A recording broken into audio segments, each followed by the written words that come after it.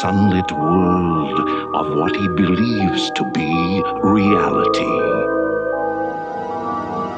But there is, unseen by most, an underworld, a place that is just as real, but not as brightly lit.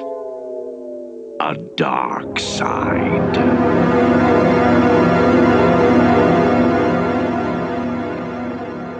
Hey, what's up, and welcome back to Talks from the Darkside, the episodic show where we talk about the episodic horror television show from the 80s, Tales from the Darkside, created by George Romero and Richard Rubenstein. Today we got for you Episode 9, A Case of the Stubborns, directed by Gerald Cotta, with an original story by Robert Bloch, and the teleplay is by James Houghton, or Houghton.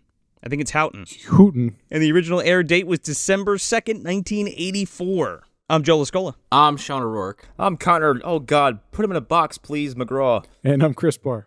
So... Yuck. So, yeah, right off the bat here, we got to say this is like after the last few episodes. Yeah. It's like we're totally going in a different direction here with this episode. This is the sharpest left I've seen this show take so far. Oh, man.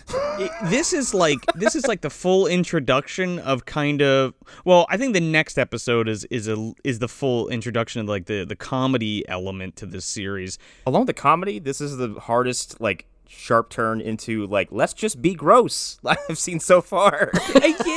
Yeah. I kind of love it. The big thing I want to talk about this episode's great and I do like it a lot. But the biggest thing for me for this episode is that the original story was written by Robert Bloch. And I actually didn't know that until I went to rewatch it for this episode. Me too. And I'm like, I had no idea. I was like, are you kidding me? So, why, yes. Joe, did you prepare some Robert Bloch's facts? Why, yes, I did, guys. Good, because I have no idea who he is. Maybe you've heard of a little movie called Psycho. Ah, okay.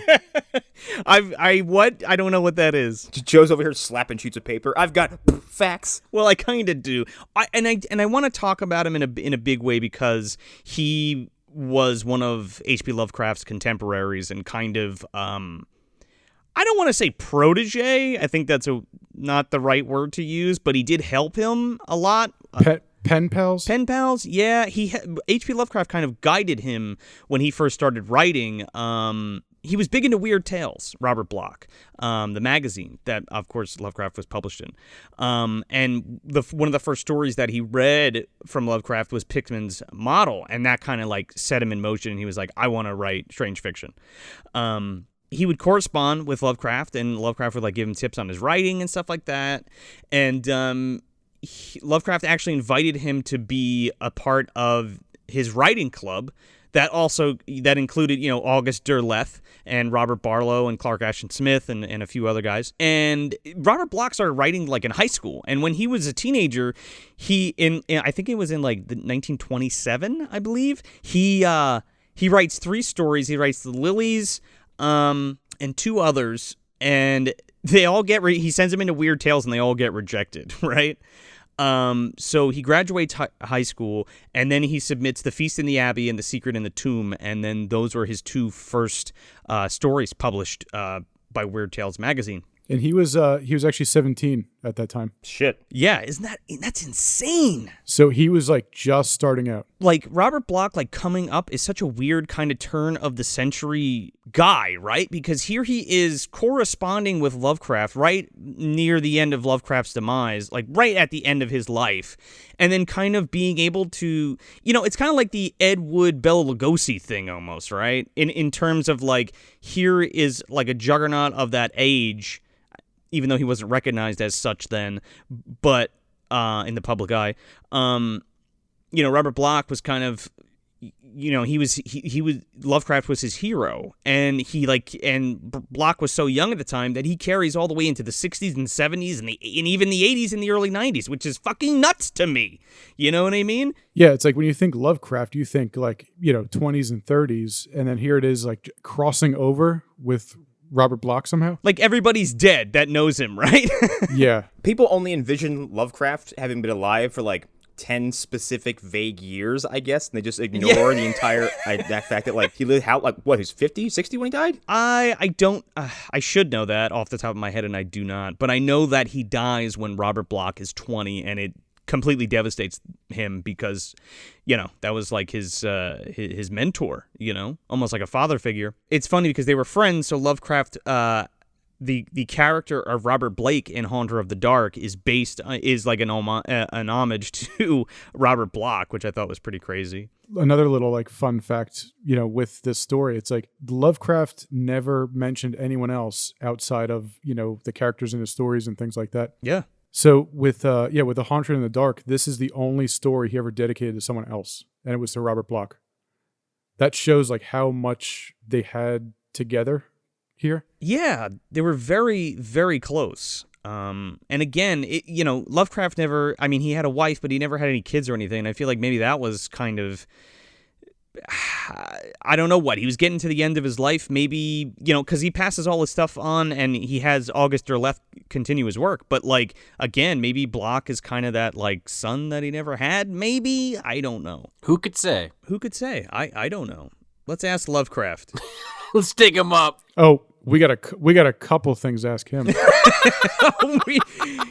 There's a lot of finger wagging going on. Yeah. Even the cat wasn't left out of this, sir.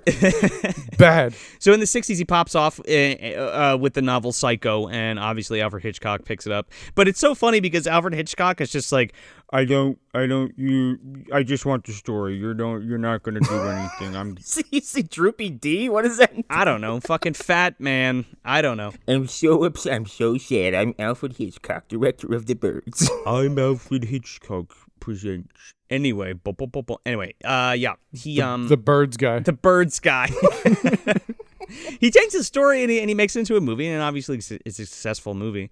When the rumblings of Psycho 2 started popping up again, Robert Bloch submits his screenplay for Psycho 2, and they just turn it down. They're just like, no, we're not doing this. Oh, I didn't know that. I thought it was like he was like the guy. No.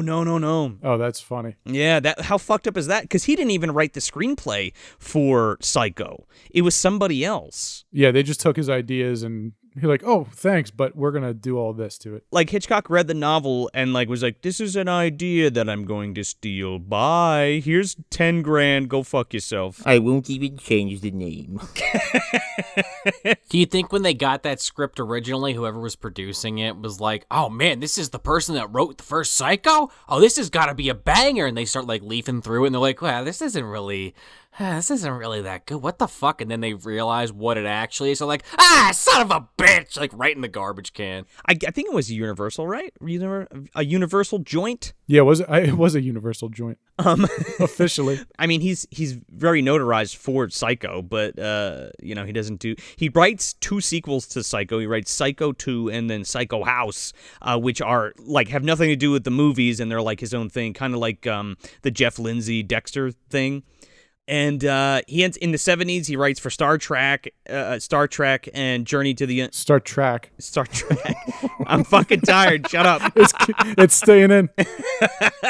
Star Trek and some episodes of Journey to the Unknown, which was like a Hammer's TV series, like Hammer Films or Amicus. I guess it's Amicus and Hammer, whatever.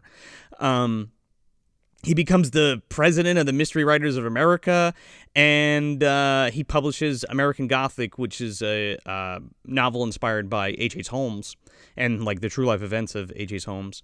And then in the 80s, here he is. He's writing for Tales from the Unexpected, Alfred Hitchcock Presents, and Tales from the Darkside. So he writes this episode, A Case of the Stubborns. He writes Beatles and Everybody Needs a Little Love. And his last 2 publications were a direct sequel to Dr. Jekyll and Mr. Hyde called The Jekyll Legacy. That sounds like some cinematic universe shit. And that last Psycho novel, Psycho House. And then there was like something published posthumously, but yeah, that was the last one that he published. Yeah, he was going for a while in his career. And there's also, I feel like every episode of this we have a crossover with monsters. Yeah. But yeah, he did a couple of those. Oh, yes, he did. You're right. Yeah, he did, he did Reaper, Mannequins of Horror, and The Legacy. Yes. Mannequins of Horror, so good. I can't wait to talk about that one. I think Mannequins of Horror is based on The Mannequins, like one of his earlier short stories, I think. I could be wrong. Yeah, I think most of them were like pulled from stuff he's done, and then somebody was like, "Oh, well, let's just tweak it a little bit." So scooting right along real quick, we got Gerald Cotta directing this under the name Jerry Smith, and he's done a few other Tales from the Darkside episodes and monsters. He's got Lost Prophet under his belt, A Choice of Dreams, and Heretic from Tales from the Darkside, and he's got Portrait of the Artist, Parents from Space, and New York Honey for monsters, which I love all of those episodes. And you can't help but laugh at like all the crossover here between Tales from the Darkside and monsters. I know, man. It's like just, like, again, every episode, it's like there's someone in that other production. It's the Richard Rubenstein kind of like, I don't know, pool of people, I guess. Yeah.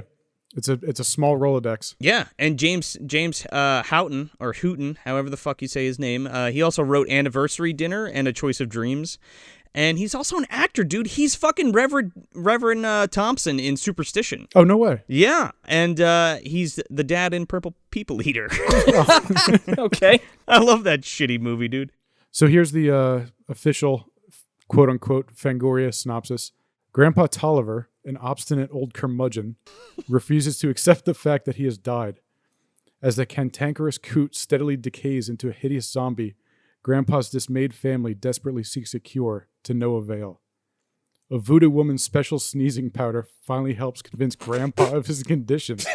So it's like, all right, you got the whole story there. Wow, how dare they put that reveal in there? Yeah. Yeah, like, that's the end of the episode, and it's not a special sneezing powder. Yeah, that's kind of weird. I mean, yeah, maybe they're giving it away a little bit, but they at least don't give it all the way away. Man, they bring you like the end. They go, no more. Yeah. Yeah. You take the last couple words off the sentence. The first two sentences, I think, can be like, that's our plot synopsis. Yes. They should have never fucking included anything that have to do with the reveal of the end of the episode. Like, what? Yeah. You can sum this episode up as like, hey, Grandpa, die. And he goes, no. There you go. That's pretty much, there it is. Yeah, Connor's got the synopsis. God dang it, I don't want to die. I don't want to. Yeah. And essentially, that's all it is. I want my grits and my eggs and my fucking bacon. Like, get it out for me. I want my collard greens and catfish heads. That's my favorite dish. This motherfucker's hanging out with Gramps, P.S. Well, we all know who this is, right? Titus Tolliver's played by Eddie Bracken. And welcome back to the show, Mr. Duncan himself. Two turtle doves. Oh, my God.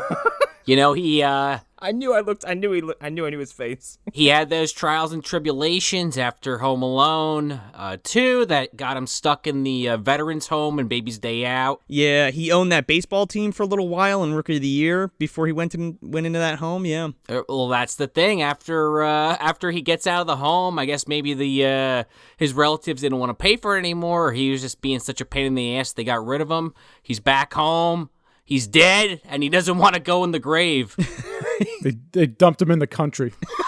What if the turtle dove like thingamajigs are actually like cursed items? Whoever has one of each of them will just live forever. Like, Oh my God. I mean, I think if you go back to some of those old episodes where I think Baby's Day Out or the Home Alone 4 episode, I think we talk about that actually. It all checks out. Two turtle doves. I ain't gonna die. yeah, won't let me die. God dang it, I ain't gonna die. There's got to be some sort of mashup you could do here Oh yeah, I mean, Chris again. with Home Alone 2, Baby's Day Out, and like this footage, him rocking on the porch. Yeah, Chris, I know we are. This is talks from the dark side, but this is still some heavy duty movie dumpster universe, MDU shit. Yeah. there's no escaping it. But I love throughout this episode the way they do this makeup, because every time it comes back to Grandpa, he's looking more deteriorated, more gross, more like body melt-esque or Return of the Living Dead-esque. The corpse makeup towards the end of this is really spectacular, and I love the way I love the way they do him up in the beginning, because he's supposed to be dead, so he's got there's Mortician's makeup all over him and stuff, so he looks like he's all fucking dolled up and ready to go. Yeah, he's changing colors. He looks horrifying from the word go. He comes downstairs, and I was like, oh no, he's dead. Oh, dude, he looks like a Muppet, man. You know what he looks like, actually? You know, one of those little, stress balls that people grab with the fucking little head, man, with the eyeballs shoot out? Kinda. But lest we forget, Chris had to spoil this fucking shit last episode, but we got another star in the making here. Oh, yeah, Christian Slater. He's 15 in this joint. Oh, yeah. I could not believe how young he looked. I was like, no fucking way is that Christian Slater. And then like, He is staring off into the sunset the entire time in this. He's not bad. He's fine. I mean, this is like one of the first things he was in. It's more the novelty of having a young Christian Slater more than anything, because he doesn't really do much. Nah, he's just kind of there. It's just like, oh yeah, look who it is. Grandpa be dead. No. Yeah, he's just kind of like staring at Grandpa, giving him the old like Larry David, 10-yard stare. Like, all right, Grandpa. Whatever you say, you're not dead. Okay. Doing this like southern accent, like he's struggling to like say the southern words in that vernacular, you know what I mean? Right. Well, I feel like a lot of the script too, it's like a lot of it was that's just a lot of the things they said was you could tell was just written by someone that thought it was funny. Oh yeah. And it's like, but trying to say it out loud, it's like, wait. It's like betwixt or, things like that. Oh, yeah. Yeah, but coming back to Bloch, I mean, you read Lovecraft, so do I. And like, Lovecraft loves to write his characters, like how they talk, like phonetically. Yeah. And a lot of that like vernacular it just came out as, maybe it's just the actors. It could be, It's just the way they read it. Yeah. Like it reminds me of like the old drunk guy in Shadow over Innsmouth and the way he like talks in that. Like when you read it and you're like, Jesus Christ, I got to read this again and then like say it out loud. Yeah, it's easier to read than it is to say out loud. Yeah, I do like this one element of this episode that is very, maybe the word's underplayed or it's window dressing. Maybe it doesn't have like a distinct like time period that it's in. Like you can kind of assume it's in the 80s, the time it's being made, but everyone outside of Christian Slater, who's just kind of wearing a black, funeral suit the entire time, is kind of dressed like as if they're living, in old-time America. It's definitely 1800s. Sean, I'm glad you brought that up because, like, inside, you're like, this could be anywhere. They blow the doors open, you're like, grapes of wrath. What the fuck? Like, yeah, I don't know. Christian Slater's suit kind of throws it off a little bit, but otherwise, yeah. It's definitely like late 1800s, early 1900s for sure.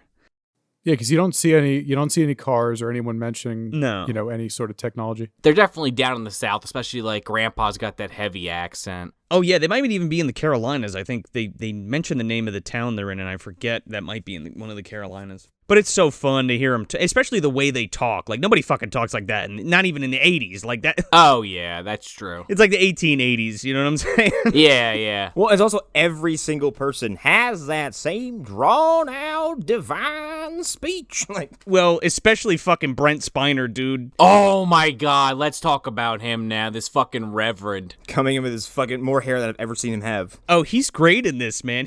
And like TNG is happening like a year later, a couple years later, right? What is that, 87? Well, yeah, just about, right? Yeah. Because I was watching some interviews with him, and he was like, yeah, you know what? Yeah, it was a great gig, but I was more into, like, I Love Lucy. I was into the comedy shows. So, like, you can kind of see that in this. Like, he is hamming it up hardcore. Oh, he always loves it. I mean, even, like, his performance in, like, Master of Disguise and shit. You know what I mean? Like... Oh, God. He's in that? Yeah, if he's not playing Data, he's, like, playing some goofy screwball, you know? Even this Reverend character's like, oh, you Titus, you're dead, and you gotta go up to the heavens with the flying angels or whatever. Yeah, you could just tell everyone was having a good time here. Oh, yeah. Yeah, without a doubt. Well, dude, when he takes that fucking swig of moonshine... Yeah, over-exaggerated and everything. Yeah. My favorite part of this is when Brent Spiner is like, you're dead, go to heaven. And Grandpa goes, no, you. And then, like, that's it. That's the whole... If it's so great, why don't you go yourself? Yeah, exactly. And they have this fucking literal jug of alcohol. And like you guys are saying, fucking Brent Spiner grabs it out of Mom's hand and just chugs it down. And just like, he walks off and he comes back and he grabs the jug and leaves with it. And...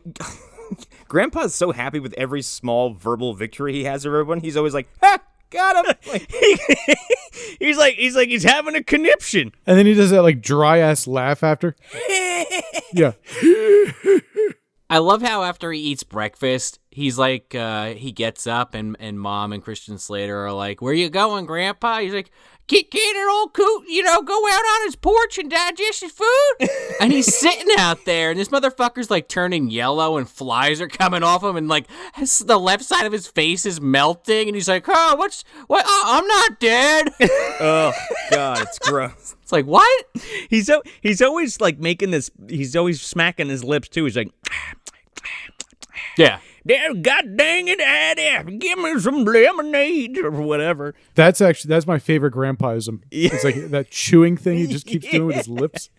It's like, I mean, by the time we get to this final dinner scene, his face looks like a fucking pound of ground beef that's just been hammered into smithereens. Oh, he looks great, man. Like, again, like the makeup looks so good. Yeah, and is that bone showing on his face too? It sure seems like it. Yeah, there's like green shit coming out of the side of his head. He's just turning to mush. It's great. Like He looks like a goddamn Muppet. The whole time, like, he just keeps getting more decomposed, and like rigor mortis is setting in, and he's walking like a fucking tin soldier up the stairs and shit. I love that. there's that one comment from someone, it's the mom or Christian Slater, is like, "Oh yeah, there's something foul around here," and one of them's like, "You know what it is? It's fucking Grandpa. Like he's decaying upstairs." It ain't my cooking, it's Grandpa. I love the rigor mortis setting in, though, because he's got the cane and everything, and everyone's like, "Hey, how you moving around?" He's like, "A little stiff." But yeah, so like Christian Slater's just like, "I know what I'm gonna do. I'm fixing to go to fucking voodoo lady's house, and she's gonna give me a potion." That's exactly what he says too. Oh, yeah, right on the money. Yeah, Spooky Holla, or Spooky Holler is what it's called. Yeah. I was not expecting this to be like, I know what to do, a voodoo priestess. Like, that seems so out of nowhere for this. You're already damned, Ed Harley. Yeah, we're not in Louisiana. Well, and like, I think that's extra funny because there's already supernatural goings on here that no one even stops to question. They're like, "Grandpa, please be dead," and he's like, "I don't want him." They're like, stubborn old man. Like, Well, Brent Spiner's pretty upset. Yeah, he's like, "What are you a haint?" And he's like, "Oh, God dang it, I ain't no haint." And oh yeah, the fucking doctor comes to like examine, just real quick. The doctor comes to examine him. He's like, "You ain't got a heartbeat, and here's your fucking death certificate." And Titus is like, You know I can't read. he's like, "It'll stand up in any court." And he goes, "Well, heck, fire, so will I." So then Brent Spiner, he goes to this voodoo woman, and, they're trying to play it up like it's every stereotype in the book, but instead, she's super nice. Shocker. It's Haggis. And she's just like, "Yeah, here you go. Take some fucking pepper." Dude, she is like the swap of Charnetsky, right? She's like the brown witch, right? The actual, good one. who knows what she's doing? She's extra competent. Yeah, she's like, "Yeah, whatever. I remember your Grandpa Titus. Me and him had a wild night a long time ago. Well, I got it here. Here's some black pepper." Oh, GVD's cosplaying again. Oh man, she's got that Southern Belle accent going. They already booked Carol Kane for a different episode. Oh, yeah, exactly. I don't know what this whole element of her being like, "Yeah, we fucked before," adds to it at all, but okay. And she just says he's as stubborn as a mule or whatever, and she's like, "Oh, it must be Titus because I knew that when he was gonna die, he wouldn't really die. Anyway, here's some strong black pepper. I hope you figure it out, kiddo." Well, he does, because he goes home and he sets it up, and Mom's watching him pour it all over this fucking napkin. She's like, "Are you sure that's what you were supposed to do?" He's like, "That's what she said." Okay. He just rags him. He just throws it over his face. Like, Honey, shit took you for a ride. Yeah, right. You spent all of our savings on some black pepper? and magic beans. Boy, I'm fixing to give you a beating. As long as you get rid of that zombie, I guess I'll let it slide this time. You don't get any catfish heads for dinner. No supper for you. We should have just done the whole episode like this. It's like, because that's essentially what everyone else did in this episode. Just trying to one up each other with their accent. You're going to have to go sleep with Grandpa on the hide-a-bed. Yeah, I'm just thinking of Grandpa from Terrorvision poking his head out of the fucking blanket. "I'm just taking care of business." Boy, I'm just taking care of business. So he puts the black pepper in Grandpa's napkin, and Napkin's like, "Well, I'm starving. Fill up this plate with those fish heads or whatever." And he's like, and Christian Slater's like, "Oh, Gramps, you got something on your chin there." And he's like, "Oh, thank you, boy." And he fucking picks up his napkin, and the pepper goes all over the place, and he's like, here, fever, and he fucking sneezes his nose off into his napkin. And you don't actually see it right away. It's great. You know, it's like, it's not totally clear what he actually sneezed up. Then he's like, oh, all right. Yeah, all right, that's proof that I'm dead. It just walks upstairs. I'm going to head out. Yeah, all right, I'm going to head out. No fool like an old fool. Yeah, and then that's the final shot is looking in the fucking disgusting snot napkin of the nose. There's like snot and his nose. It's gross. And there's like the little things from the fucking strainer in there too, the little white worms and shit. Like, oh man, it's gross. Little nose goblins. Yeah, but yeah, he just Titus goes upstairs and finally lays himself to rest. Does he die now, or does he just lay down and he's like, I guess I'll just keep talking to myself until I rot into nothing? Like, when does his consciousness... No, he'll come back for dessert. When does his consciousness cease? I saw you make that peach cobbler. I'm not dying yet. Addie, you know I love that cobbler. Grandpa accepting death but not leaving the house is the funniest fucking thing I've ever heard, because he just stays there and just turns into a puddle of goop. Like, I would have yeah, he's just gonna fucking fester in the upstairs. But like, I'll leave you alone now. Clean me up in a couple months. Yeah, they wrap it up pretty quick at the end. It's just like, you know, he sneezes into the napkin. He's like, all right, that's it. Goes upstairs and then shows the napkin, credits. It's like, you know, I thought there was gonna be a little more you know, them talking or like kind of discussing a little bit more, but that's kind of it. Yeah, and Titus, I guess, goes to sleep upstairs until he putrefies. I would set that fucking bed on fire.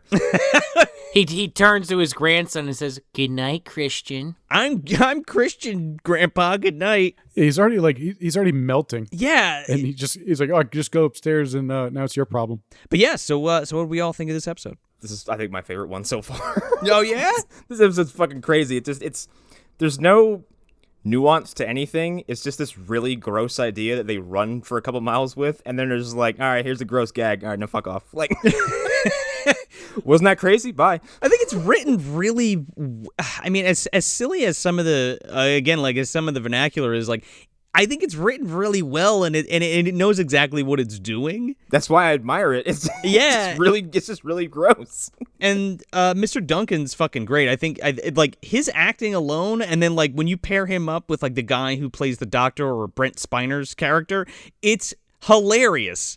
When they're going at toe to toe with each other. Just the dude's manner, like Mr. Duncan's mannerisms, and just like all his one-liners are just delivered so fucking good. I also love that whenever someone's like, Grandpa, you're dead, he's like, well, guess what? Your mother's ugly or something like that. Like, he just resorts to petty insult throwing and just to dunk on everybody he sees. It's great.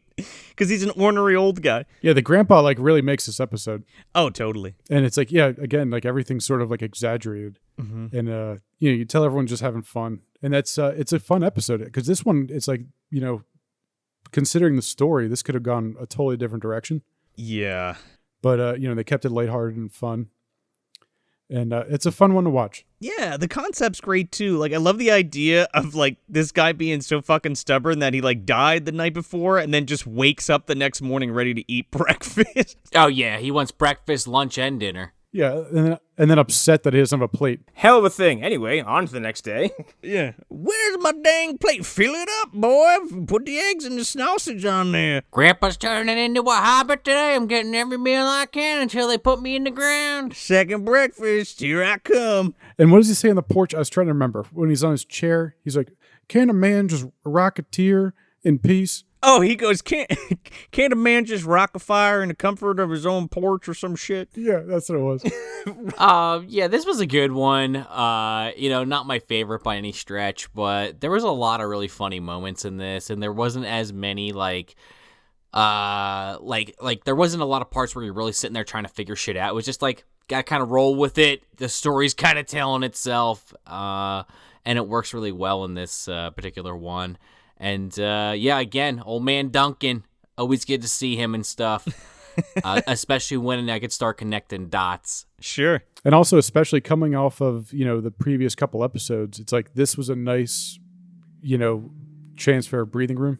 Oh, yeah. Definitely less serious. You know, because we're coming off of, like, some real heavy episodes. Yeah, did a full 180, especially after Even like Word Processor or the Gods is I mean, there are some funny parts to it. There is humor to it, but overall, it's taken pretty seriously. Yeah, that's a pretty dark one too. It is dark at the end of the day, but this one is like, Yeah, it's like, here, have a laugh. You deserve it. yeah. You earned it. Caramels, I love caramels. This was their way to apologize for the next episode. Oh, Man, we will get to that. But my goodness, I'm gonna save my comments for that until we get to that episode. Oh yeah. But yeah, it's just a fun one. It's lighthearted. It's always fun to pop on, and it's never one of the ones you skip, right, or not pay attention to. You're always looking up at this one if it's on in the background. Yeah, it's good for a laugh, and definitely worth the watch. Yeah. So yeah, that was a case of the stubborns. But until next time, I'm Joe Lascola. I'm Sean O'Rourke. I'm Connor McGraw. And I'm Chris Bahr. Until next time, boy. And we be good now. Be good, Jody. I'll go be dead now. That's fine.